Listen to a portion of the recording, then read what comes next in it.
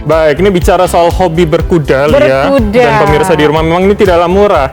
Selain harga kuda yang fantastis, puluhan juta rupiah hingga ratusan bahkan per ekornya, kuda juga membutuhkan perawatan yang cukup ekstra. Jadi apa aja perawatannya? Yang pertama harus mulai rutin ya dimandikan, jangan nggak mandi. Jarang. Terus juga diberikan obat-obatan, sampai ada sesi pemijatannya. Ini supaya kudanya nggak mudah lelah. Kita langsung lihat informasinya.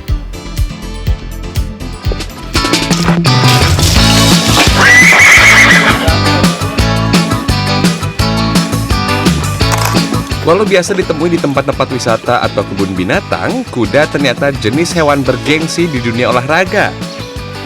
Ya, inilah olahraga berkuda atau equestrian. Sekilas olahraga ini tampak santai dan tidak menuntut banyak gerakan tubuh. Padahal olahraga ini sama seperti jenis olahraga lain yang membutuhkan fokus dari beberapa bagian tubuh. Salah satu tempat yang fokus dalam pemeliharaan kuda tunggang atau equestrian berada di kawasan Legok, Tangerang, Banten. Di sini ada 11 kuda tunggang, baik kuda peliharaan atau yang milik orang lain yang menyewa kandang. Ada berbagai jenis kuda, mulai dari crossbreed, kuda G, thoroughbreed, sampai yang lazim ditemui kuda poni. Pakan kuda mengandung protein dan juga serat kasar yang berfungsi untuk menjaga kesehatan otot hingga pemulihan setelah latihan berat. Idealnya, porsi pakan seekor kuda berkisar 30% dari bobot tubuh. Namun memberi makan kuda dilakukan bertahap, yakni 6 kali dalam sehari.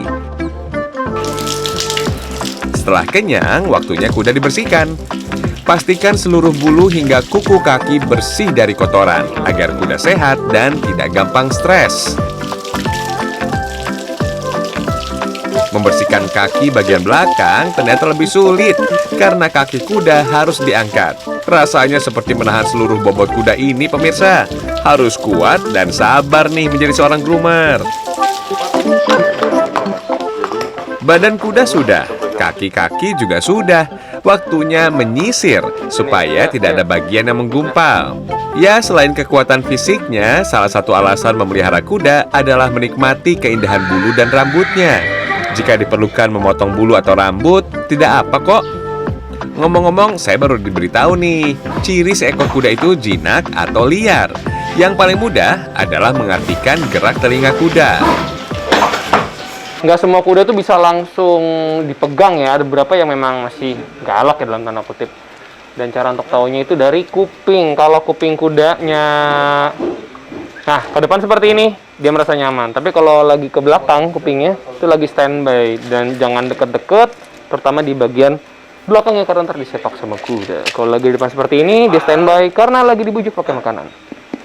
Cak. Ya, makan. Setelah perawatan pagi, kuda-kuda akan dibawa ke lapangan terbuka untuk mencegah stres dan membuat kuda merasa seperti di alam aslinya. Kegiatan ini juga berfungsi untuk mendekatkan kuda dengan sang groomer. Sesekali tekuk pelan juga di bagian leher kuda atau mengelus bagian kepala kuda. Cara ini juga efektif bila kita ingin mendapat kepercayaan kuda sebelum ditunggangi. For your info, seekor kuda mampu berlari hingga kecepatan 88 km per jam. Wih, ngebut juga tuh pemirsa. Setelah perawatan, saya juga diberi kesempatan untuk menjajal naik kuda tunggang ini. Terdapat banyak sekali cabang dan jenis dalam olahraga berkuda. Tunggang serasi atau dressage, lompat rintang atau show jumping, endurance, sampai kuda pacu. Namun semuanya sama nih, bermula dari ini, berjalan beriringan dengan kuda. Awal pengenalan berkuda dibagi setidaknya menjadi 3. Walk atau berjalan ringan, racing trot, dan barulah kuda diajak berlari atau canter.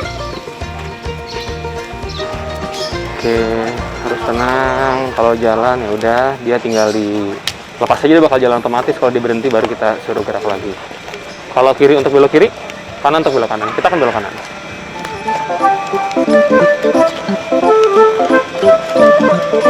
Latihan awal saya berjalan cukup baik. Saya tidak membuat kuda panik yang dapat membuat saya terjatuh. Lihat tuh kalau yang sudah pro. Beh, bisa sampai lompat-lompat gitu dengan kudanya ya. Olahraga yang juga disebut equestrian ini mampu melatih kekuatan otot kaki, area abdomen, bahu, hingga otot punggung.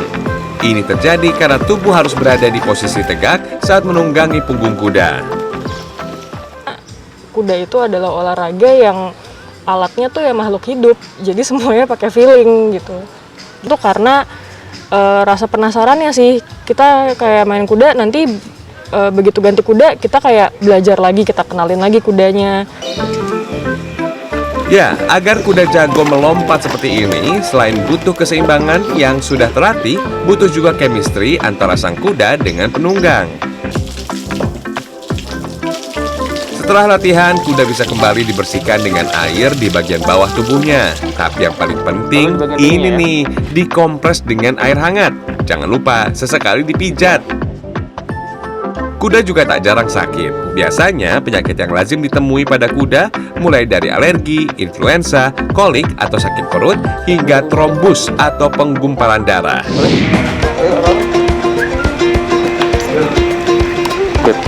Penyakit pada perut kuda yang menjadi salah satu yang cukup fatal bila tak mendapat penanganan yang tepat dan cepat. Rian Fernando, Dwi Agung Yudiarto, Tangerang, Banten.